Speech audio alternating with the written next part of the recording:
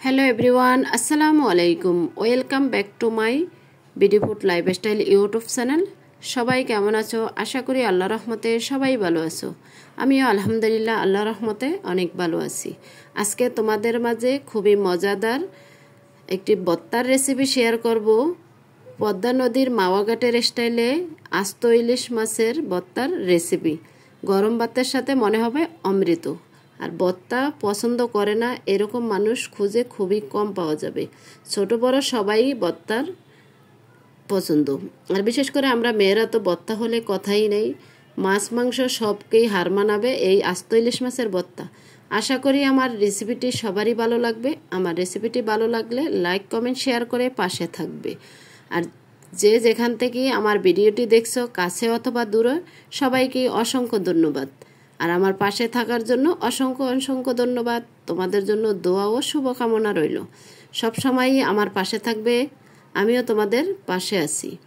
আর আমার ভিডিওটি কন্টিনিউ করে যাবে, স্কিপ করবে না। আমি কিভাবে আজকে আস্ত ইলিশ মাছের ভর্তা বানিয়েছি সম্পূর্ণ A to Z রেসিপি তোমাদের সাথে শেয়ার করছি। আশা করি তোমাদের সবার কাছেই আমার রেসিপিটি ভালো লাগবে। সামনে আসতেছে পহেলা বৈশাখ। পহেলা বৈশাখ মানে তো ইলিশের হইচই। ইলিশ, পান্তা ইলিশ এবং ভর্তা সব রকমেরই। তাই আমি একটু তোমাদের সাথে বৈশাখের আগে শেয়ার করলাম আস্ত ইলিশ মাছের ভর্তা। যাই হোক, চলে যাচ্ছি মূল রেসিপিতে। আজকে ইলিশ মাছে ভর্তা করার জন্য একটি আস্ত ইলিশ মাছ নিয়েছি। আর মাছটা ছিল ডিমওয়ালা মাছ। মাছটা আগে থেকে কেটে পরিষ্কার করে মানে কেঁচা দিয়ে নিছি। তাই এখন দিয়ে দিছি পরিমাণ মতো মরিচের গুঁড়া, একটু ম্যারিনেট করে নিব। তার জন্য দিয়ে দিছি পরিমাণ মতো হলুদের গুঁড়া। এখন দিয়ে দিলাম জিরার গুঁড়া এবং ধনিয়ার গুঁড়া, স্বাদ মতো লবণ দিয়ে এখন দিয়ে দিব খাঁটি সরিষা তেল। সরিষা তেলটা দিয়ে হাতের সাহায্যে মাছটা খুব ভালোভাবে মাখিয়ে ম্যারিনেট করে আমি আধা ঘন্টা বা 40 মিনিটের জন্য রেস্টে রেখে দিব। তাই আমি এটা হাতের সাহায্যে দেখতেই পাচ্ছ কিভাবে মাখিয়ে নিছি। মাছটা আগে থেকে ভিতরে কেঁচা দিয়ে নিছি ছুরির সাহায্যে, তাই ভিতরে যাতে ঢুকে ভর্তাটাও খুবই মজা হবে। আর রেস্টে রাখলে সব মশলাগুলো মাছের ভিতরে ঢুকবে। তার জন্য আমি হাতের সাহায্যে একটু ভালোভাবে মাখিয়ে মশলাটা রেখে দিলাম মাছটা 40 মিনিটের জন্য। 40 মিনিট পর ফিরে আসলাম চুলাতে। চুলায় একটি ফ্রাই প্যান বসিয়ে পরিমাণ মতো সয়াবিন তেল দিয়ে দিলাম। তেলটা একটু হালকা গরম করে নিছি। বেশি গরম করলে মাছটা উপর থেকে পুড়ে যাবে, ভিতরে কাঁচা থাকবে। তার জন্য মাছটা এখন দিয়ে দিছি। একটু মশলাগুলো লেগে রয়েছে যে সেগুলো আমি একটু ভালোভাবে একটু মাখিয়ে নিচ্ছি। মাখিয়ে এখন তেলটা হালকা গরমেই মাছটা দিয়ে দিব। আর মাছটা খুব ধীরে ধীরেই ভাজতে হবে যাতে ভিতরে মাছটা সম্পূর্ণভাবে হয়ে যায়। আর চুলা বাড়িয়ে দিলে মাছটা হবে যে উপর থেকে পুড়ে যাবে, ভিতরে কাঁচাই থেকে যাবে। আর ভর্তা করলে একটু গন্ধ আসবে তার জন্য। তাই এখন আমি মাছটা ধীরে ধীরে চুলা মিডিয়াম আঁচে রেখেই ভাজি করে নিব। সবাই ভিডিওটি স্কিপ না করে ফুল ভিডিওটি দেখবে। আর আমি কিভাবে আজকে আস্ত ইলিশ মাছ ভর্তা করেছি খুবই সহজভাবে দেখিয়েছি, আশা করি সবাই পারবে। আর আমি যেভাবে ভর্তা করছি তোমরাও একটু বাসায় ট্রাই করবে আস্ত ইলিশ মাছের ভর্তা। আর মাছটা ছিল ডিমওয়ালা, ডিমটাও সাথে ভর্তা করে নিচ্ছি, খুবই মজা হয়েছে। আর সামনে তো পয়লা বৈশাখ আসতেছে, তাই অনেক রকমের ভর্তা বা ইলিশ ভাজা পান্তা সবারই পছন্দ। দেখতেই পাচ্ছ আমি ধীরে ধীরে মাছটা ভাজি করে নিচ্ছি। আর হ্যাঁ বন্ধুরা, আমার ভিডিওর মাঝে এবং ভয়েসের মাঝে ভুল ত্রুটি হলে ক্ষমার দৃষ্টিতে দেখবে। আর আমার জন্য সবাই দোয়া করবে, আমি যেন তোমাদের মাঝে প্রতিদিনের মতোই এইভাবে নতুন নতুন ভিডিও নিয়ে আসতে পারি। তাই ধীরে ধীরে মাছটা ভাজি করে নিচ্ছি। মাছটা একদম কড়া করে লাল লাল করে ভাজি করে নিলে হবে ভর্তাটা খুবই মজা হবে। তার জন্য আর যদি ভিতরে কাঁচা থাকে তা মাছটা একটা কাঁচা গন্ধ আসবে। তার জন্য আমি প্রায় আধা ঘন্টা ধরেই মাছটা দাঁড়িয়ে থেকে ভেজে নিচ্ছি লাল লাল করে। দেখতেই পাচ্ছ মাশাআল্লাহ, দেখতে তো মাছটা খুবই লোভনীয় হয়েছে। এখন ভাজা হয়ে গেছে, আমি বাটনাতে তুলে নিছি। আর আজকে ভর্তাটা করব বাটনাতে। এখন দিয়ে দিলাম কয়েক পিস শুকনা মরিচ। শুকনা মরিচটাও লাল লাল করে ভাজি করে নিব। তাই তোমরা চাইলে কাঁচামরিচও দিতে পারো। আজকে আমি ইলিশ মাছটা ভর্তা করেছি শুধু শুকনো মরিচ দিয়েই। আমি প্রায় সময় কাঁচামরিচ শুকনো মরিচ দুইটাই দিই, কিন্তু আজকে আমি মন চাইলো যে শুকনো মরিচ দিয়েই করি, তার জন্য শুকনো মরিচটাই দিয়ে দিলাম। শুকনো মরিচটা একটু ভাজি করে নিলাম। তাই এখন ভাজা শেষ, বাটনাতে আমি তুলে নিব। দেখতেই পাচ্ছ আমি বাটনাতে তুলে নিচ্ছি। তাই মাছটা ভর্তা করার জন্য ধনেপাতা এবং পেঁয়াজ কুচি লাগবে, পাশে সরিষার তেলও রাখা আছে। তাই এইভাবে আমি বাটনাতে মাছটা ভর্তা করার জন্য রেডি করে নিচ্ছি। আর এটা মাছটা কাটা ছাড়াবো, যে একটা বাটনাতে রেখেই কাঁটাটা ছাড়িয়ে নেব। জাস্ট মাঝখানের কাঁটাটাই আমি ছাড়িয়ে নিচ্ছি। আর সবগুলো কাটা মাছটা ফিসানোর সাথে সাথেই তোমার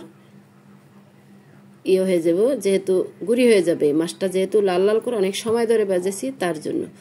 তাই এখন আমি মাছটা ভর্তা করার জন্য আগে শুকনো মরিচগুলো বেটে নিছি, একটু ভালোভাবে বাটনাতে বাটি নিছি। তোমরা চাইলে শিলপাটায়ও বাটতে পারো, কিন্তু আমার যে কোনো ভর্তা বাটনাতে করতেই ভালো লাগে, তাই আমি বাটনাতেই করি।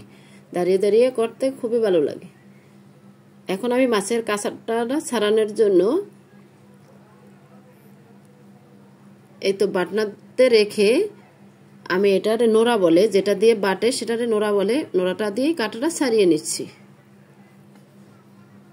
শুধু মাঝখানের কাঁটাটাই ফেলবো, কোনো মাথার কাঁটা কোনো কিছুই ফেলবো না, যেহেতু অনেক সময় ধরে ভেজেছি একদম মুসমুসে হয়ে গেছে। তাই ওটা বাটার সাথে সাথেই ফিসে যাবে। তোমরাও চাইলে এভাবে করতে পারো। আর হ্যাঁ বন্ধুরা, তোমরা চাইলে ইলিশ মাছের শুধু লেজ বা মাথা ভর্তা করতে হবে, আস্ত ইলিশ মাছ যে ভর্তা করতে এমন কোনো কথা নয়। তা আমি আস্ত ইলিশ মাছটাই ভর্তা করে দেখিয়েছি। এই দেখো ইলিশ মাছের ভিতরে 2 ফাইল ডিমটাও দিয়ে দিলাম মাছের সাথে, তা ভর্তাটা আরও টেস্টি হয়েছে। এখন আমি নোড়াটা দিয়ে ভালোভাবে বেটে নিচ্ছি। দেখতে পাচ্ছ ডিমটাও সাথে বেটে নিচ্ছি। খুবই লোভনীয় এবং মজাদার একটু ইলিশ মাছের ভর্তাটা। আমার খুবই ভর্তা ফেভারিট, তাই আমি এক এক সময় এক এক রকম ভর্তা করে থাকি। আশা করি তোমাদের সাথে সবসময়ই শেয়ার করব। আর আমার ভর্তা রেসিপিটি কেমন হয়েছে অবশ্যই কমেন্টের মাধ্যমে মূল্যবান মতামত জানাবে। তোমাদের কমেন্ট পেয়ে সত্যি আমি খুবই খুশি এবং খুবই আনন্দিত। তোমাদের জন্যই আমি এতদূর এগিয়েছি। আশা করি আমি আরও আগাবো। তোমরা সবসময় আমার পাশে থাকবে বন্ধুরা, আমিও তোমাদের পাশে আছি। তা এখন দেখতেই পাচ্ছ আমি ভর্তাটা করে নিছি, কাঁটাটা এখনো আছে, দেখিয়ে দিলাম যে কাঁটাটা আছে। তার জন্য আবার কিছুক্ষণ ভালো করে ফিশে নিতে হবে। এখন আবার বেটে নিলাম একদম। এখন কাটা নাই, হালকা 2-1টা থাকতে পারে, তাই দিয়ে দিলাম পরিমাণ মতো পেঁয়াজ কুচি দিলাম। এখন দিয়ে দিলাম পরিমাণ মতো ধনেপাতা কুচি, দিয়ে দিলাম পরিমাণ মতো খাঁটি সরিষা তেলটা দিলে ফ্লেভারটা খুবই ভালো আসে। তার জন্য যে কোনো ভর্তায় সরিষার তেলটা ব্যবহার করলে খেতে খুবই মজা হয়। এখন নোড়াটার সাহায্যে একটু বেটে নিচ্ছি, আলতো হাতেই বেটে নিব যাতে পেস্টটা আস্তই থেকে যায়। তার জন্য মাশাআল্লাহ খুবই লোভনীয় আমার ভর্তা পারফেক্টভাবে রেডি হয়ে গেছে, তোমরা দেখতেই পাচ্ছ। এখন আলতো হাতে আমি একটু ভালোভাবে বেটে নিলাম। দিয়ে দিলাম স্বাদ মতো লবণ বাজার সময় দিয়েছি, কিন্তু লবণটা কম হবে আমার মনে হয়েছে, তাই আমি দিয়ে দিলাম স্বাদ মতো লবণটা দিয়ে আবার একটু নোড়াটা দিয়ে বেটে নিচ্ছি। এখন হাতের সাহায্যে ভর্তাটা একটু ম্যারিনেট করে নিচ্ছি। এখানে কোনো কাটা নাই, কাটা থাকলে তো হাতে লাগবে। দেখতেই পাচ্ছ একদম পারফেক্টভাবে মাশাআল্লাহ আমার আস্ত ইলিশ মাছের ভর্তা রেডি হয়ে গেছে। খুবই লোভনীয়, জাস্ট গরম ভাতের সাথে তো অমৃত মনে হবে। তা আমি একটা প্লেটে তুলে নিছি ভর্তাটা পরিবেশন করার জন্য। পারফেক্টভাবে আমার ভর্তাটা রেডি হয়ে গেছে। হ্যালো বন্ধুরা, তোমরা অবশ্যই জানাবে আমার ভর্তার রেসিপিটি কেমন হয়েছে। তাই আমি 1 পিস টমেটো দিয়ে একটু পরিবেশন করে নিচ্ছি। মাশাআল্লাহ আমার ভর্তার রেসিপি পারফেক্টভাবে রেডি হয়ে গেছে। তাই আমি একটু চপ আকারে একটু সাজিয়ে নিচ্ছি প্লেট, যাতে যখন খাবে সে 1 পিসই যেন খায়, আর লাগলে 2 পিস নেবে, সমস্যা নেই। তা আমি একটা প্লেটে এক এক করে চপের মতো আস্ত ইলিশ মাছের ভর্তাটা রেডি করে নিচ্ছি। বন্ধুরা, আমার রেসিপিটি কেমন হয়েছে অবশ্যই কমেন্টের মাধ্যমে মূল্যবান মতামত জানাবে। আর পুরো ভিডিও দেখে চ্যানেলটি সাবস্ক্রাইব করে বেল অন প্রেস করে রাখবে। যখনই আমি ভিডিও আপলোড করব তোমাদের কাছে নোটিফিকেশন চলে যাবে। আবারও দেখা হবে পরবর্তী ভিডিওতে। ততক্ষণে তোমরা সবাই ভালো থাকবে, সুস্থ থাকবে, নিজের খেয়াল রাখবে, পরিবারের খেয়াল রাখবে। আল্লাহ হাফেজ। আসসালামু আলাইকুম।